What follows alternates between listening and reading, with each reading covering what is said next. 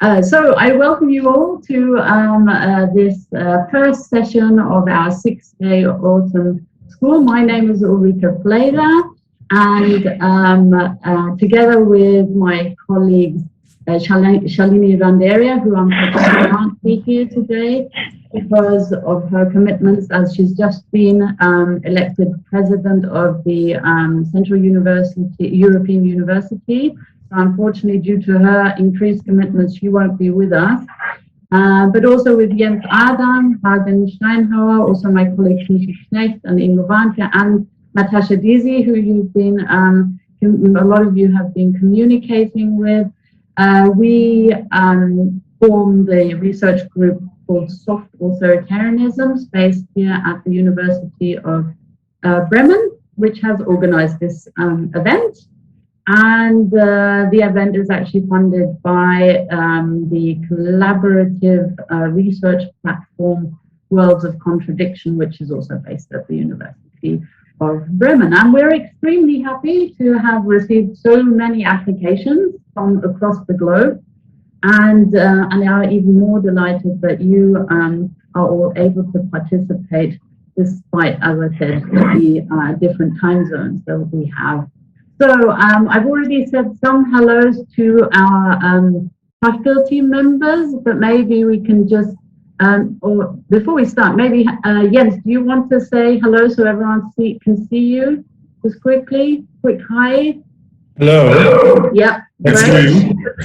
That's great. Exactly. Yeah, Hagen, you're there too.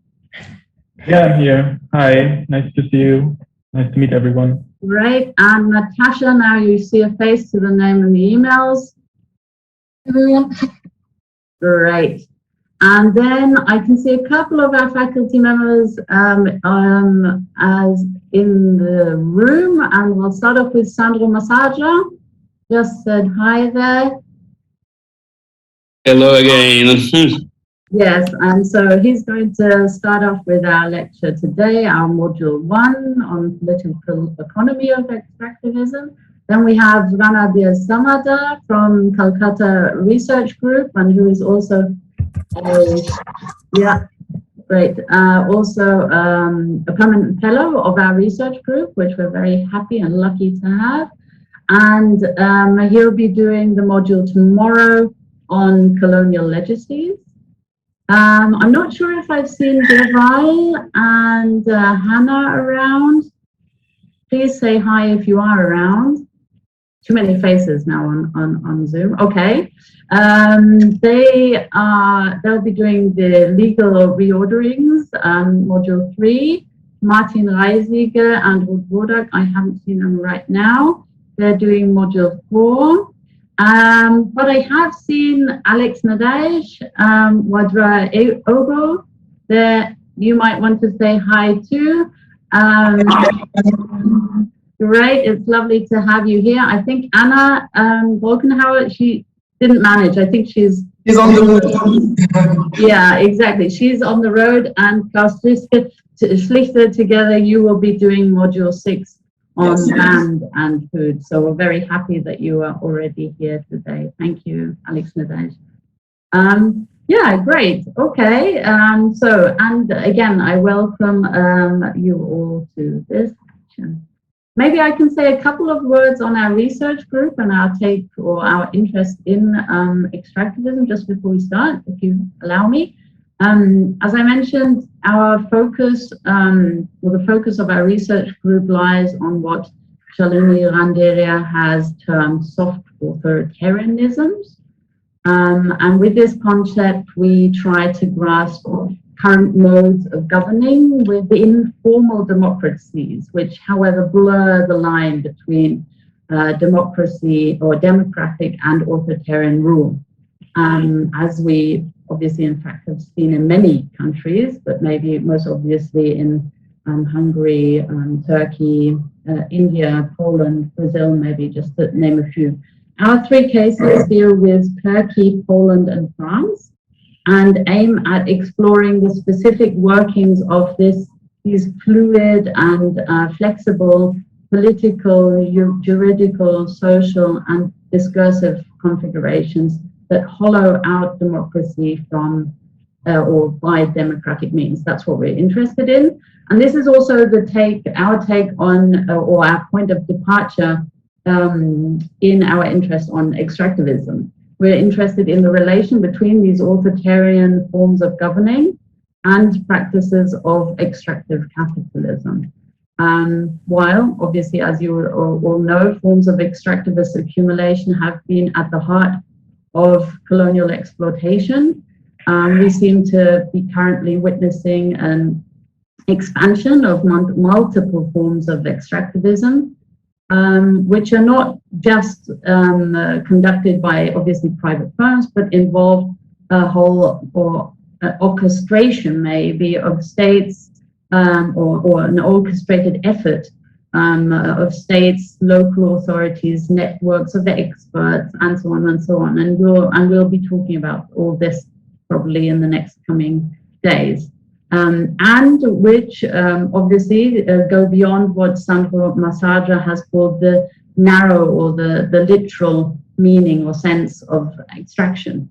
That is the plundering of raw materials, but can be seen as a global logic of current capitalist accumulation and valorization. For our research group, it is of special interest that these different forms of extractivism often go hand in hand with, or even rely on, various forms of violent and authoritarian practices of the state and other actors, which instate and reinstate racist and colonial orders, lead to large-scale dispossession and displacement, involve human rights violations, unsafe labor conditions, surveillance, and force people to migrate or into migration. So for us, this raises the question as to the specific ways in which these soft authoritarian practices flank these extractive endeavors. Soft is then not meant in the sense of an absence of direct coercion or violence or imprisonment of oppositional forces, but rather as a way of grasping the evilness, the flexible intersection of these seemingly contradictory, so authoritarian and democratic practices. That's what we're interested in, or our interest in the topic. All your papers deal in some way or another with the contradictions around extractivism. You look at the actors involved, the knowledges and discourses which it entails and produces, the territories and demarcations they generate, and quite a few of you looked at the contradictions that arise in the light of demands for corporate social responsibility and sustainability. But you also address the struggles that are fought and what possible futures and justice could look like. So we're definitely, I think, on behalf of the whole of the organization committee, we are, I can say that we are absolutely delighted to have you all here, and we are very much looking forward to the discussion in the coming weeks. So that's just as an intro into the topic, and perhaps we could just say a couple of words, if you bear with me, on the technical sides of things. We've sort of already hinted at things, but maybe we can just summarize that. Hagen, I think you would do that. Yes, indeed. Yeah, just some remarks on the technical aspects of our research group. Thank you very much, Ulrike, for this introduction. And let me first say that it's very lovely to meet you all, especially after having read all your proposals and brilliant papers. So it's not, we're not in Bremen, but at least we can see each other's faces. Okay, some remarks on the technical aspect. I think you have all seen our participants portal, which you can access either via the link that we provided in the program booklet or via the QR code. the portal gives you an overview of the program. All the links for our sessions are there, as well as all the recommended readings. And in case you should be unable to attend the lecture, we will also upload videos of the lectures on YouTube. And the links are also embedded in the participants portal. And just to clarify, we will not upload the discussion parts of the lectures, but only the lectures themselves. And as you might have seen also in the portal, we formed 3 groups, groups A, B, and C, according to each of your time zones. So group A will meet at 10 a.m. in the morning, Central European time, and all the other groups B and C will meet at 5 p.m. also Central European time. This is in order to meet your time zone differences, and I hope everybody will catch a time that is somehow good for your sleeping schedule. All right.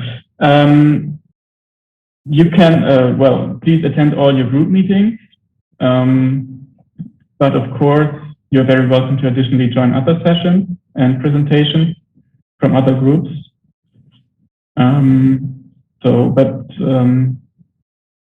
Please be sure to attend your group meetings, because there will be the main exchange between your groups.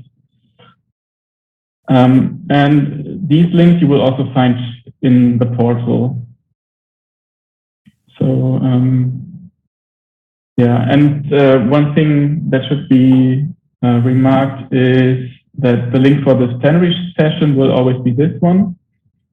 So no need to you can just save it maybe, and then always click on the link, and then you'll be right in the plenary session.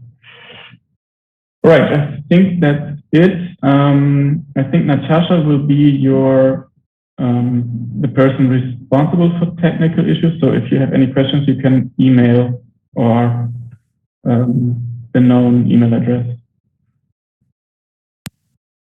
Yes, exactly. So as Hagen, just to reiterate what Hagen just said, so feel free to join any of the sessions, obviously, that are in the program. The only reason why we sort of said group A, B, and C is it would be nice so that we know how many people are in each of the sessions. If you definitely went to the session that you've been allocated to, but of course you are free to hop around and join the others too.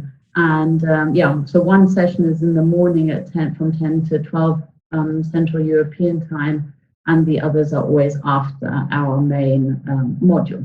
Yes, as we said, if you experience any questions, have any questions, any technical issues, please just drop Natasha a line. She'll definitely be there for you. All of us will be there for you at any time. Okay, so just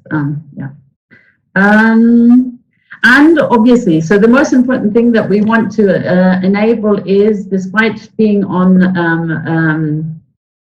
Zoom, to enable a discussion, right? And we are really disappointed that we couldn't invite you all to Bremen. This would be we would have loved to have done that.